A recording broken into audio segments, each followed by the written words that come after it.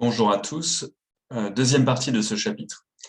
Nous abordons les fonctions polynômes du second degré. Un type de fonction extrêmement important, très utile cette année, que vous allez recroiser énormément tout au long de l'année. Qu'est-ce qu'une fonction polynôme du second degré? C'est une fonction définie sur R, l'ensemble des réels, dont une expression est de la forme ax carré plus bx plus c, où A, B et C sont des réels tels que A différent de 0.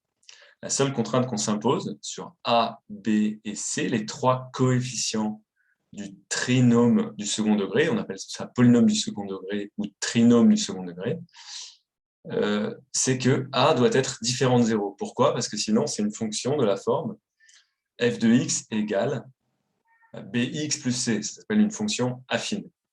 Donc, on veut juste que A ne soit pas égal à 0. B et C peuvent être nuls. Si vous avez, par exemple, la fonction g de x égale x carré, c'est la fonction carré, c'est une fonction polynôme du second degré de coefficient A égale 1, B égale 0, C égale 0. Tout de suite, une propriété cachée dans la définition qu'on ne va pas démontrer. La courbe représentative d'une fonction polynôme du second degré est une parabole. Vous savez tous ce que c'est qu'une parabole. C'est soit une cloche donc, qui est tournée ce qu'on appelle vers le bas, comme dans la figure de droite, soit elle va être tournée vers le haut. Donc sa courbe représentative, P, est une parabole si, alors, là encore, on va le faire comme si c'était une propriété, mais qu'on ne va pas démontrer tout de suite, mais qu'on démontrera par la suite. Si A est strictement positif, je rappelle que A n'est jamais nul, si A est strictement positif, la parabole est tournée vers le haut, c'est-à-dire que la fonction est d'abord décroissante, puis croissante. On le démontrera à la fin de ce chapitre. Si A est négatif, la parabole est tournée vers le bas. La fonction est croissante, puis décroissante. Ça se fait autour d'un point, S, qui est le sommet, s'appelle le sommet de cette parabole. Même pour le point bas, ça s'appelle le sommet aussi. Donc ici, vous allez avoir un sommet sur la parabole de gauche qui se trouve en bas. Ça s'appelle toujours le sommet. Définition 3, c'est ce que je viens de vous dire. C dans ax carré plus bx plus c, le petit c, c'est l'ordonnée du point de la parabole à l'abscisse 0. Donc là, vous voyez sur cette figure de gauche que c est égal à 1, par exemple. C'est normal si vous dites que cette parabole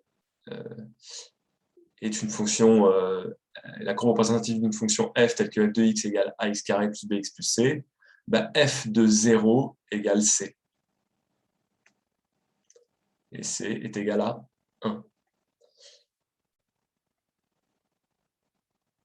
On rappelle que la fonction carré, voilà ce que je viens de dire, a égale 1 et b, c'est égal à 0. Voilà, donc quelques remarques que j'ai déjà dites. Petit exemple, la fonction g d'expression algébrique, g de x égale 5x carré plus racine de 2, est toujours bien une fonction polynôme du second degré. Ses coefficients sont a égale 5, b égale 0, c égale racine carrée de 2. Donc je vous rappelle que des réels, ça peut être tout et n'importe quoi, du moment que le carré de ce nombre est positif. Définition des réels. Comment va-t-on étudier ces fonctions polynômes du second degré? De plusieurs manières. Et elles vont avoir plusieurs expressions. L'expression de base, ax carré plus bx plus c, on la retrouve un petit peu plus loin, ça s'appelle la forme développée réduite. La forme assez utile qui permet de faire apparaître certaines choses, c'est la forme canonique. Propriété 2, toute fonction polynôme du second degré admet une expression dite forme canonique. C'est-à-dire qu'il existe deux réels alpha et bêta, tels que pour tout réel x, c'est-à-dire qu'à chaque fois, sur les fonctions polynômes du second degré, elles sont définies sur R, l'ensemble des réels. Et bien on est f de x égale a facteur de x moins alpha, attention à ne pas confondre a et alpha, ce sont deux choses totalement différentes, A facteur de x moins alpha, le tout au carré, plus bêta. Ça, c'est la forme canonique. Alpha est égal à moins b sur 2a, et bêta est égal à moins b au carré moins 4ac sur 4a. Là, vous allez me dire, mais monsieur, pourquoi on se complique la vie en disant, on met une forme canonique a facteur de x moins alpha, le tout au carré, et alpha est égal à moins b sur 2a. Pourquoi on ne fait pas tout simplement x plus alpha, et alpha est égal à b sur 2a? Pourquoi on rajoute 2 fois moins? Là, et pareil, pourquoi plus bêta, et bêta égale à moins b quelque chose? Parce qu'on aurait pu mettre moins bêta et enlever ce signe moins dans le bêta. Bon. La raison en est, je vais vous faire un spoil tout de suite de la suite, de la propriété 3, c'est que le sommet de la parabole dont on parlait tout à l'heure a pour coordonnées alpha, bêta, qui sont alpha égale moins b sur 2a, bêta égale moins b au carré moins 4ac sur 4a. On le revoit, en fait, on l'avait vu un peu ici pour ceux qui sont observateurs. Le sommet S, qui est un point, a pour coordonnées alpha comme abscisse et bêta comme ordonnée. Où alpha est égal à moins b sur 2a. Donc là, b et a, ce sont les coefficients du trinôme du second degré. A, B et C. Et bêta égale moins b au carré moins 4ac sur 4. Mais là, vous allez me dire, mais attendez, monsieur, bêta, pourquoi est-ce qu'on met moins b au carré moins 4ac? Pourquoi est-ce qu'on ne met pas tout simplement 4ac moins b carré? Alors là, il y a une autre raison, mais on ne saurait pas tout de suite. C'est que ce b au carré moins 4ac, il faut le mettre dans ce sens-là. Ce nombre va devenir un de vos meilleurs amis cette année, à tel point que vous allez lui donner un petit surnom. On va l'appeler delta, b au carré moins 4ac. Et il va nous être très utile. Mais je ne vous en dis pas plus, la suite ce sera au chapitre 3. Bref, croyez-moi, on va mettre que bêta est égal à moins b au carré moins 4ac sur 4a. Et on va le montrer. Et comment passe-t-on en fait de notre forme développée réduite, ici, à une forme canonique? Eh bien évidemment, il faut faire apparaître par une identité remarquable quelque chose que l'on va élever au carré. Alors, vous allez me suivre, vous allez voir, c'est assez simple. Un peu laborieux, mais c'est une démonstration qui est au programme. Donc si on considère une fonction polynôme de second degré f, telle que f de x égale à x carré plus bx plus c. On rappelle que a différent de 0. Tout d'abord, on va factoriser par a les deux premiers termes. Donc on fait a facteur de x carré plus b sur a, x, et on laisse le c derrière. Très bien. Ensuite, si vous voulez deviner la suite, essayez de le faire tout seul, hein, évidemment. C'est un très très bon exercice. On va essayer, vous voyez, on en est ici, et on va arriver là. Qu'est-ce qu'on peut faire? Ceci, il y a une petite astuce. Ce qu'il y a entre parenthèses, on va faire évidemment apparaître l'identité remarquable a carré plus 2ab plus b carré. Et ça va nous donner a plus b le tout au carré.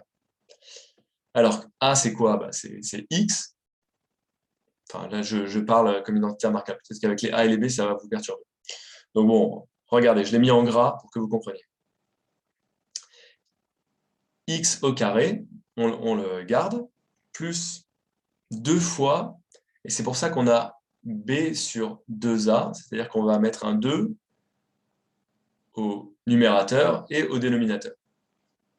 D'accord? On va multiplier par 2 en haut et en bas cette fraction-là, pour faire apparaître notre 2, un coefficient et un autre coefficient. Et il nous manque, en fait, si vous voulez, pour finir, le plus le deuxième coefficient au carré. Donc, b sur 2a, c'est notre coefficient que vous voyez ici, en gras. Et bien, on va le mettre au carré.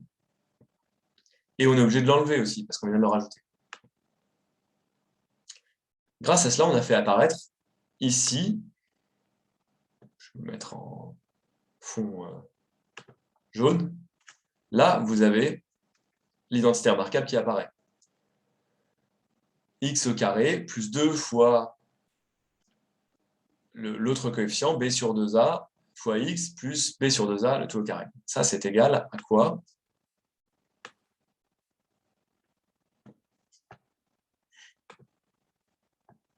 Évidemment, c'est égal à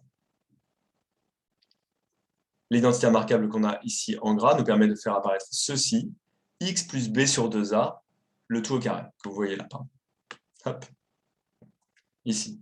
Donc là, je vais mettre ça en jaune pour que vous compreniez. Hop. Voilà. Donc on passe de ça à ça. Ainsi, on passe de ax carré plus bx plus c à a facteur 2. Tout ceci entre crochets. On n'oublie pas qu'on garde notre plus c à la fin. Alors on rappelle ce qu'on veut arriver à x moins alpha, où alpha est moins b sur 2a. Ben là, vous le retrouvez ici. On a x plus b sur 2a, ça y est, on y est. Et notre bêta, c'est ceci. Pourquoi? Parce que on distribue après notre petite a, moins a facteur de b sur 2a, le tout au carré, plus c. On met sous le même dénominateur, c'est-à-dire 4a carré, que vous voyez ici, qui se simplifie avec a. Et donc, vous retombez sur a facteur de x plus b sur 2a, le tout au carré, moins b au carré, moins 4ac sur 4a. Et vous avez vos deux coefficients alpha qui est moins b sur 2a,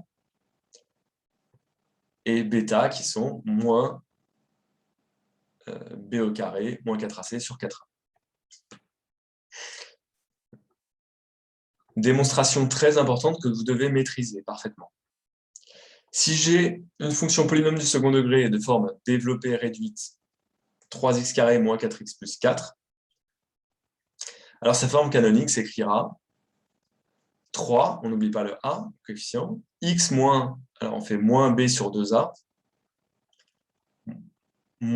donc moins 1 au carré sur 2 fois 3, plus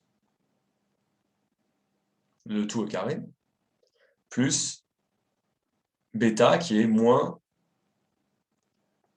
b au carré, donc c'est moins 1 au carré, moins 4ac, 4 fois 3 fois 4, le c étant là, sur 4a, 4 fois 3.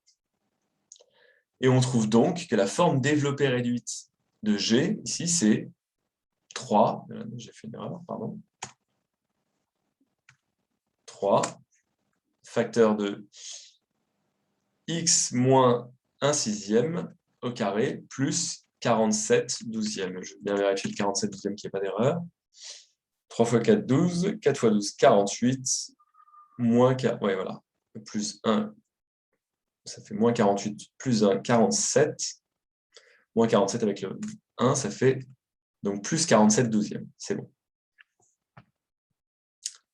Très bien. Et donc on voit ici que, bon, on le verra plus tard. Le sommet de la parabole a pour coordonnées alpha, bêta. C'est une propriété très importante, très utile. Propriété 3. Si A est négatif, f admet un maximum. Ce sommet est un maximum. On rappelle que si A est négatif, la parabole est tournée vers le bas. Donc ce sommet va être un maximum. Si A est positif, f admet un minimum en S. Ce sommet est un minimum. Là, il se situe ici, par exemple. Alors, on va démontrer cela par disjonction de cas. On considère le cas où A est négatif. Pour tout réel x, on a x moins alpha tout au carré qui est positif. Comme A est négatif, on a donc A facteur de x moins alpha au carré qui est négatif. Tout ça, c'est négatif. Ainsi, on ajoute bêta à quelque chose de négatif, c'est forcément inférieur à bêta, puisque ce premier membre est négatif. Si tout ça, c'est négatif, bah, si on ajoute bêta, c'est forcément inférieur à bêta. Donc, f de x est forcément inférieur ou égal à bêta. Bêta est donc bien un maximum pour f. Il est atteint. Quand est-ce qu'il est atteint, ce maximum? Bah, quand x égale alpha, parce qu'à ce moment-là, cette partie-là, qui est négative, bah, elle devient plus petite quand elle est égale à 0. Comment est-ce que ça s'annule? Quand x est égal à alpha. Et à ce moment-là, f de alpha est égal à a facteur de alpha moins alpha plus tout au carré plus bêta, c'est-à-dire a bêta. Donc le maximum de... Et c'est la même chose, évidemment. Vous pouvez vous entraîner à le faire vous-même dans le cas où a est positif.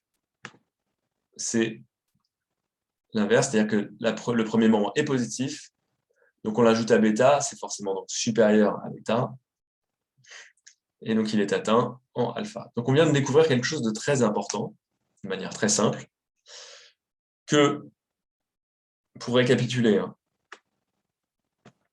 une fonction polynôme du second degré, donc ax carré plus bx plus c, qui est un peu la continuité de notre fonction affine, au rang 2, si vous voulez, au degré 2, mais elle a la forme d'une parabole, soit tournée vers le haut, soit tournée vers le bas, en fonction de son premier coefficient.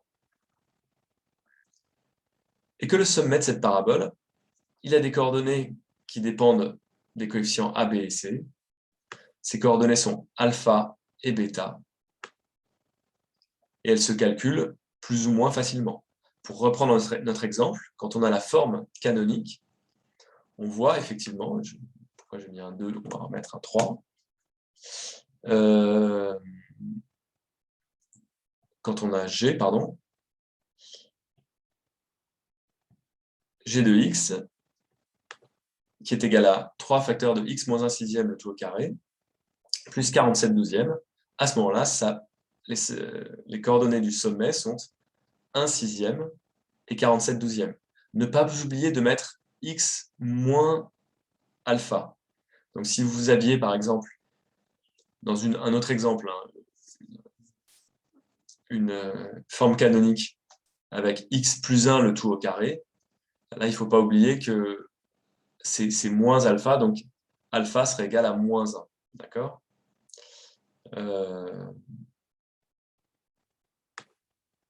Je vous laisse vous entraîner là-dessus avec les exercices du livre que je vous donnerai à faire plus tard. Je vais le mettre sur École Directe. Pour l'instant, on va s'arrêter là pour cette vidéo et on reprendra la suite, qui sont la démonstration de P4 et P5, plus tard.